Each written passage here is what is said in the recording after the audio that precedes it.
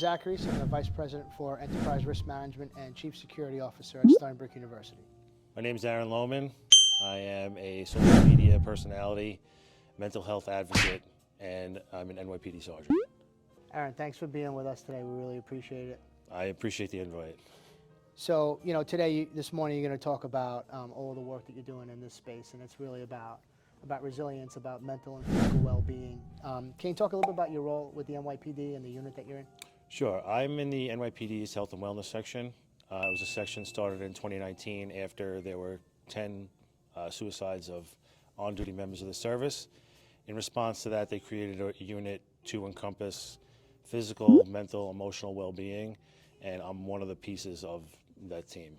And my role in that team is I teach resilience to every sergeant, lieutenant, captain that gets promoted, field training officer, neighborhood coordination officer, anybody who asks me to come speak. And also I teach physical fitness and nutrition to every single member of the police department, and I provide plans for each member of the department at zero cost.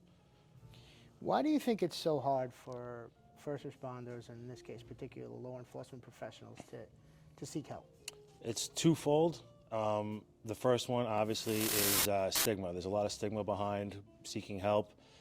Historically, law enforcement agencies have blackballed people for coming forward saying that they have any type of mental health issues. Things are definitely changing. I could tell you that firsthand. I was not the type of person to ever call one of these units for mental health because of the stigma that was around it. But working there, I see firsthand that they are willing to help, and things definitely have changed. There's even medications you can take now while being a police officer in my agency.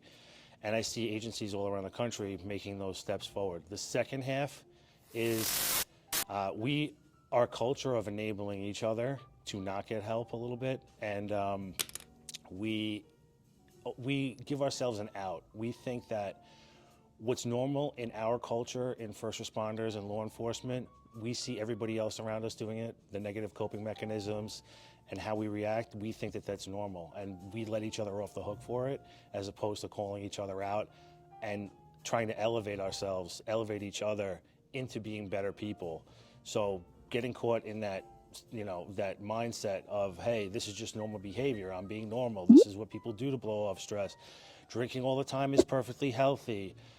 Not going to the gym, yelling at people, being alert, or a cop or a first responder 24 hours a day, 7 days a week is normal, and it's not normal. We need to start calling each other out on the things that we do and the behaviors that we develop, because what we think is normal in first responder culture is not normal.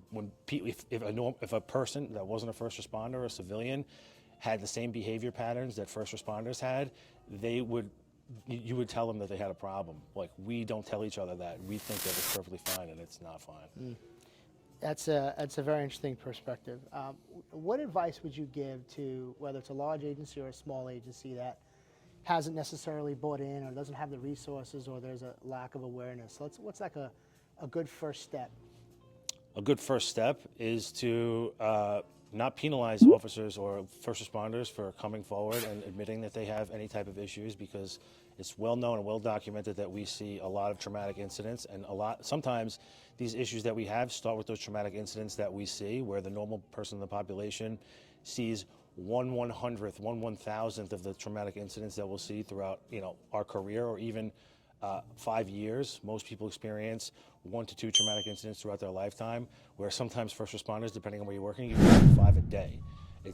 So they have to acknowledge that, check in with their officers, do check-ins, especially when it comes to traumatic events. Call them in, ask them what happened, ask them how they feel about things.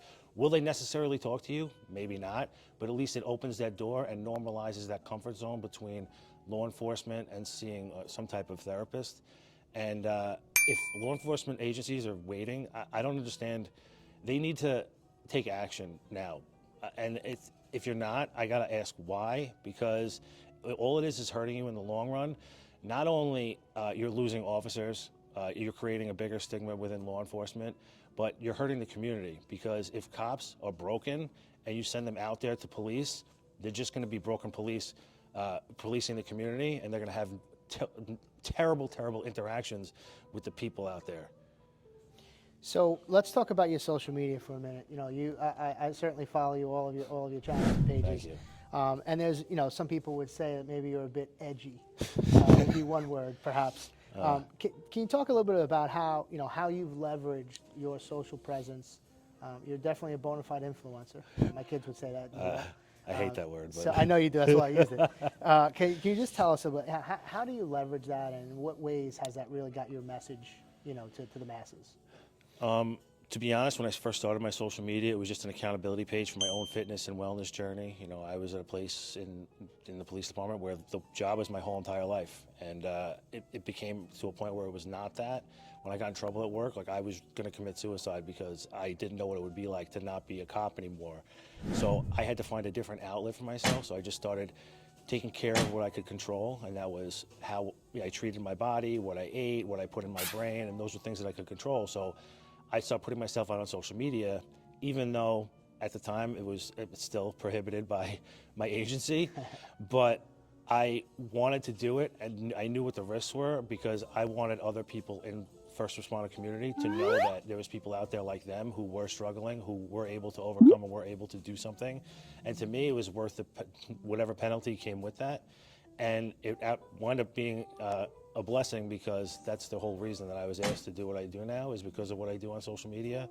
And I was able to leverage that. And now I want to talk to people. I want to communicate with people. And being edgy, like I said, I don't necessarily think that I'm that edgy. I just think that I'm very truthful. When it comes to talking about first responder issues, a lot of pages out there, a lot of people out there, they go straight for the comfort zone, which is like, it's not your fault, you can't fix anything. And my thing is, or the agency should do something about this, the agency should take better care. Yes, they should. The agency should take care of it, but if they're not, you got to take action and take care of yourself. Otherwise, nothing's ever going to happen, and you got to hold yourself accountable too.